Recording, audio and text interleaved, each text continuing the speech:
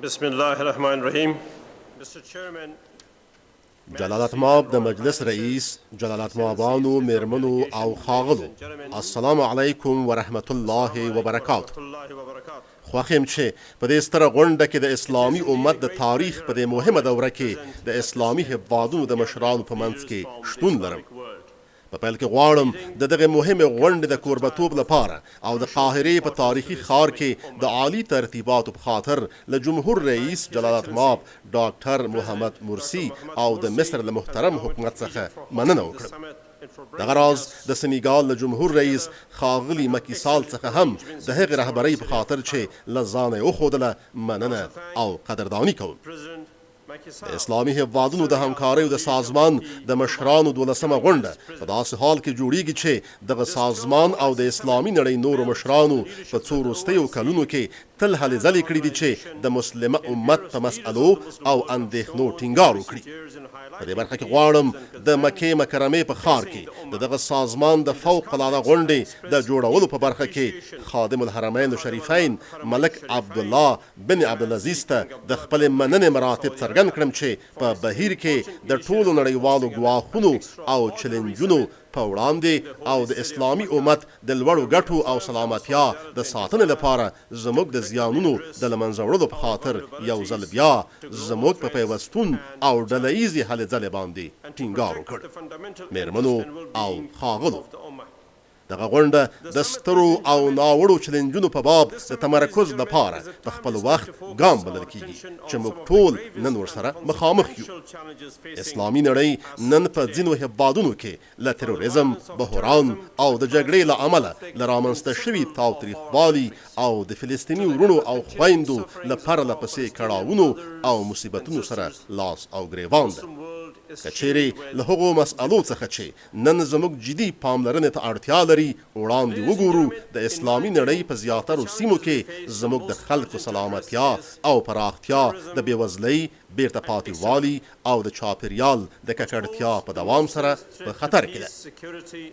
نړیوال تروریزم نن زموږ د پیړۍ د ټولو ننګونو په سر کې ځای لري او د اسلامي نړۍ د سولې، امنیت او ترقۍ په وړاندې د ډېر ستر ګواښ په توګه طرح دی. د اسلامي نړۍ په زیاترو سیمو کې له افغانستان څخه تر پاکستان، له ایران څخه تر الجزایر پورې تروریزم د زیاتو کړاوونو سبب شوی دی او د اقتصادي، ټولنیزې پرمختیا او د سوکالۍ او نیکمرغۍ لپاره زموږ وړتیا کمزوري کوي. د ټول اسلامي امت د ممثل په توګه د اسلامي هیوادونو د همکاریو د سازمان لپاره د ډېرې اندېښنې ځای دی چې تروریستي عملونه او افراطیت د اسلام د مبین دین په نامه ترسره کیږي. له دې امله موږ د دغه سازمان له ټولو غړو څخه غواړو چې نه یوازې د اسلام له نامه څخه په استفادې سره دغه ترسره کیدونکي تروریستي عملونه وغندي، بلکې د تروریستانو په واسطه زموږ له دین څخه د ناوړه استفادې او د هویت د تخریب د مخنیوي لپاره غوڅ او همغږي تدبیرونه ونیسي. پرې نږدو چې زموږ له جماعتونو او مدرسو څخه د تورتم پالنې، د ذهنیت او ایډیالوژۍ او افراطیت د رواجولو لپاره استفاده وشي. تروریستي ډلې باید زموږ په ټولنو کې او یا زموږ د حکومتونو په واسطه پټنځای، روزنځای او یا مالی اسانتیاوې ونه لري. د اسلام عالمان او د دین عالمان باید په جدي توګه د هغو بنسټ پالونکو پر ضد زموږ په مبارزه کې چې د اسلامي امت د سوکالۍ او ثبات د کمزوري کولو په لټه کې دي ونډه واخلي. له دې امله زما ملګری هیئت د اسلامي نړۍ له ټولو عالمانو څخه غواړي چې د سعودي عربستان ستر مفتي شیخ عبدالعزیز چې د حج په مراسمو کې د عرفات په خطبه کې د اسلام په دین کې ځان مرګ بریدونه مردود او حرام وبلل، لارښود وګرځوي. دغه راز وویل هر هغه څوک چې په دغه شان عملونو لاس پورې کوي د الهي عنایت او بخښنې وړ به ونه ګرځي.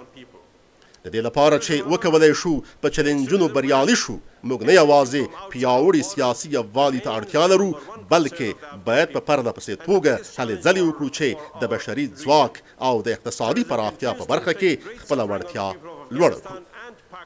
عالی جنابانو زموږ هیواد افغانستان کلونه کیږي چې د تاوتریخوالي څخه ځورېږي. موږ په تیره یوه لسیزه کې په افغانستان کې سترو بریالیتوبونو ته رسېدلي یو چې خپلو خلکو ته خوندي، آرام او سوکاله ژوند برابر کړو. خو زموږ له پولو څخه بهر رامنځته شوی تروریزم او افراطیت د افغانستان د ډېرې جدي اندېښنې او د سیمې په وړاندې د ډېر ستر چلنج په توګه بلل کیږي. تروریزم د افغانستان او پاکستان خلکو ته زیات دردونه او کړاوونه رسوي. په دغه ګواښ د بریالیتوب لپاره ډېره ښه لاره صادقانه همکاري ده. تر کومه ځایه پورې چې په افغانستان پورې اړه پیدا کوي، موږ ژمن یو چې له خپل ورور ګاونډي سره خپلو خلکو او د سیمې خلکو ته د سولې او امنیت د ټینګښت په لاره کې کار وکړو. داسې حال کې چې موږ د راتلونکي کال تر پایه پورې په افغانستان کې د نړیوالو ځواکونو د شتون پای ته رسېدو ته نږدې کیږو، هلې ځلې کوو چې خپل دولتي مرکزونه پیاوړي کړو او د امنیت او د ټولنیزې سیاسي او اقتصادي پراختیا لپاره روښانه لرلیدونه برابر کړو. د دغو هڅو د یوې برخې په توګه موږ طالبانو او نورو وسلوالو ډلو ته د سولې او روغې جوړې لاس اوږد کړی دی. اسلامي نړۍ نن پیوستون او د نیکمرغۍ، سولې او عدالت د تګلوري ټاکنې ته اړتیا لري. د جګړې، بېوزلۍ او بیرته پاتې والي په ګډون زموږ پر وړاندې ټول موجود ګډ چلنجونه یوازې د اعتماد په ټینګښت، ګډو ځواکمنیو او منابعو او د یووالي او پیوستون په فضا کې زموږ په ګډ کار کې زموږ په نږدېوالي سره کېدلی شي له منځه لاړ شي. میرمنو او ښاغلو، د اسلامي نړۍ د نورو مهمو مسألو په باب باید ووایو چې افغانستان د یو خپلواک فلسطیني دولت د لرلو لپاره د فلسطین د خلکو له ټولو هڅو سره په بشپړ پیوستون او ملاتړ کې دی. موږ د فلسطین د خلکو د یووالي غوښتونکي یو او یو ځل بیا له هغو ټولو نړیوالو هڅو سره په خپل ملاتړ باندې ټینګار کوو چې کولی شي د فلسطین خلک آزادۍ، خپلواکۍ او د سولې لپاره خپلو همیشنیو هیلو ته د رسېدو لپاره نږدې کړي. موږ دغه راز په فلسطیني ځمکو کې د یهودیانو د استوګنې د ښارګوټو د جوړولو دوام غندو او په دې باور یو چې دا کار د سولې د داعیې تحقق سختوي. افغانستان له خپلو سیاسي او دینی حقوقو څخه د روهینګیا تبارو مسلمانانو بې برخې کېدل غندي. د هغه زیات کړاو له امله چې هغوی د کورني تاوتریخوالي له پلوه زغمي ناراحت دی. د میانمار له حکومت څخه غواړو چې دغه ناوړه حالت وڅېړي او د هغوی حقوقي دریځ اعاده کړي. په سوریه کې جګړې په منځني ختیځ کې د سولې او امنیت ټینګښت په خطر کې اچولی دی. د اسلامي هیوادونو د همکاریو د سازمان ټول غړي دي باید په دغه ورور هیواد کې د کړاو او شخړې د سملاسي بندولو لپاره کار وکړي.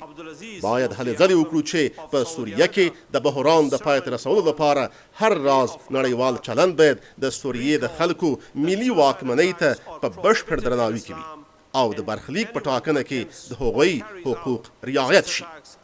عالی جنابانو، پای کې غواړم له جلالتمآب پروفیسر اکمل الدین احسان اغلو او د اسلامي هیوادونو د همکاریو د سازمان له دارالانشا څخه له سیمه ایزو او نړیوالو سازمانونو سره د اسلامي امت د ګټو د ټینګښت او پراختیا او د اعتدال، زغم او ګډ ژوندانه د دین په توګه د اسلام په باب د پوهې د کچې د لوړولو په خاطر مننه وکړم.